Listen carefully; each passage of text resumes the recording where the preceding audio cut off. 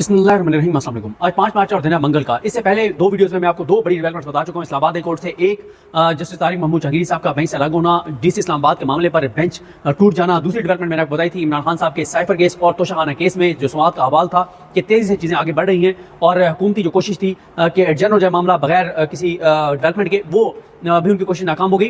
अब मैं आपको दो डेवलपमेंट्स बताता हूं कि आज इस्लामाबाद हाई कोर्ट से दो और बड़ी डेवलपमेंट्स हुई हैं। इस तरह से मिलाकर आज के दिन में टोटल 4 बड़ी डेवलपमेंट्स इस्लामाबाद हाई कोर्ट से हुई हैं। तीसरी बड़ी डेवलपमेंट इस्लामाबाद से ये हुई, इस्लामाबाद हाई कोर्ट से, कि आज इस्लामाबाद हाई कोर्ट में अल्लामा राजा नासिर अब्बास साहब जो मजलिस बात मुस्लिमीन के सरबराह हैं, वो एक बहुत अहम पिटीशन लेके आए थे। ये पिटीशन 8 फरवरी के हवाले से अहम तरीन पिटीशन थी और ये पिटीशन बहुत पहले किसी को करनी चाहिए थी।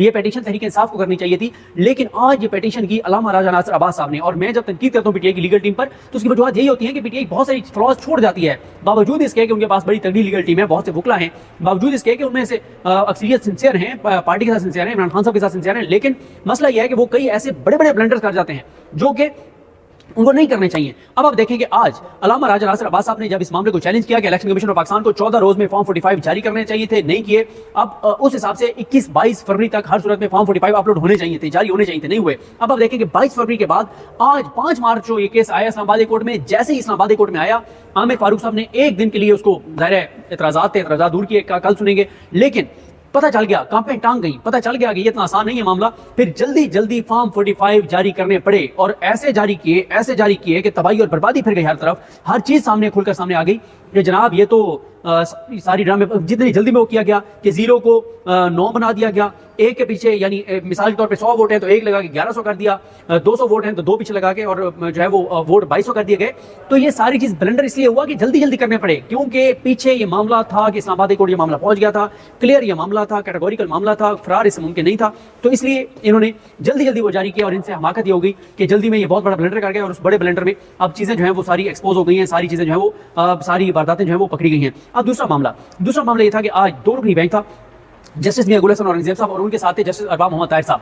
मामला यह है कि आमिर मुगल साहब जो इमरान खान साहब के बड़े बाएतमाद साथी हैं और पीटीआई के लिए बहुत कुछ उन्होंने किया। उन्होंने अली नवाज अवान साहब ने इस्लामाबाद की हद तक, इस्लामाबाद में जितने भी पीटीआई के 2 साल तक प्रोटेस्ट होते रहे, उसमें जो लोग निकालने की जिम्मेदारी थी वो अली नवाज अवान साहब और आमिर मुगल साहब की होती थी। आमिर मुगल साहब को इमरान खान साहब ने टिकट दिया, आमिर मुगल साहब जीत गए, लेकिन उनको हरा दिया गया और अंजुम वकील साहब फॉर्म 47 के मुताबिक जीत गए। अच्छा, वो तो एक मामला अलग है जो उनका मामला चल रहा है अदालतों में।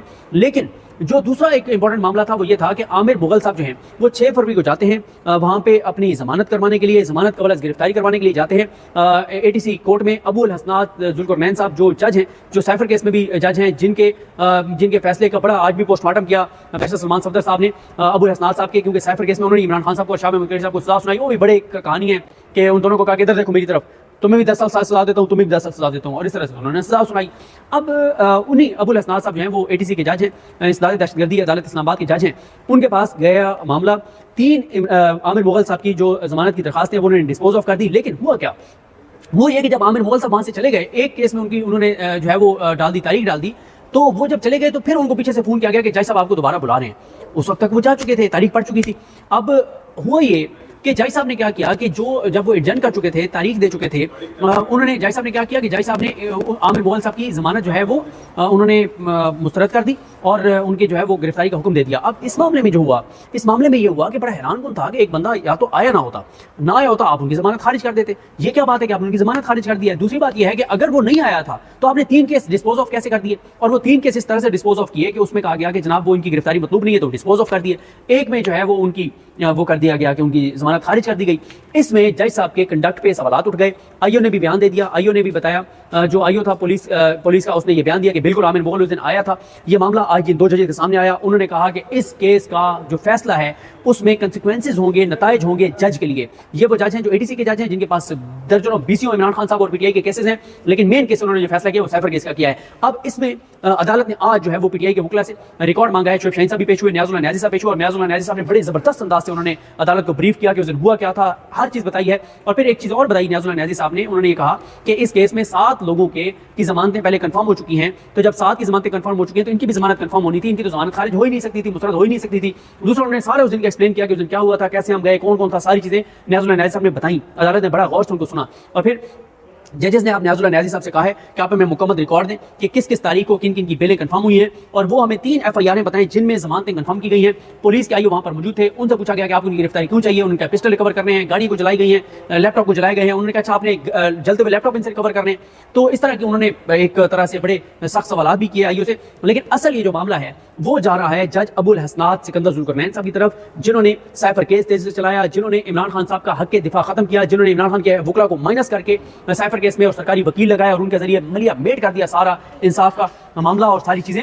तो अब ये जो इसमें मामला हुआ है वो ये है कि इस केस में अब जजेस ने कहा है कि हम इसका जो फैसला देंगे वो तफसीली एक जामे कम्प्रीहेंसिव एक चीज होगी, एक जामे फैसला होगा और जज के लिए भी कंसिक्वेंसेस होंगे। ये बड़ा इंपॉर्टेंट है, आपके कंसिक्वेंसेस क्या होंगे जज के लिए ये देखना होगा, क्योंकि ये मामला बड़ा सेंसिटिव है कि अदालत ये कह रही है कि जब एक मुलजिम आया है आप कैसे उनकी दरखास्त जो है वो खारिज कर सकते हैं। और आप क्योंकि उसमें एक चीज ये बताई जा रही है कि जब जज साहब ने तारीख दे दी तो उसके बाद कुछ लोग पहुंच गए थे जज साहब के पास, और जब वो जज साहब के पास पहुंचे तो उसके बाद ये इल्जाम PTI वाले लगा रहे हैं कि वो जब कुछ लोग पहुंचे जज साहब के पास तो उसके बाद जज साहब ने कहा कि नहीं इसको बुलाएं, और PTI वाले ये कहते हैं कि जज साहब ने वहां पे आमिर मुगल को बुला के गिरफ्तार करवाना था। ये PTI वालों का इल्जाम है।